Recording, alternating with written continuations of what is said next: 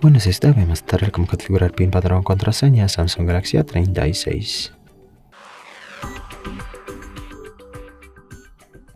Para eso abrimos la aplicación Ajustes.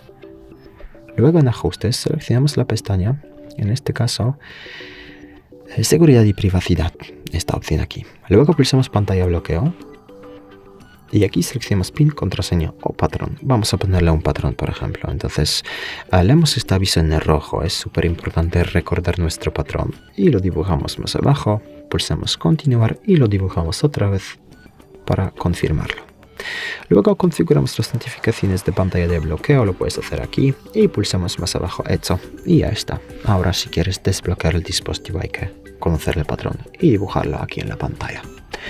Muchas gracias por ver el vídeo, te invito a comentar ahí abajo, suscribirte al canal. Hasta luego.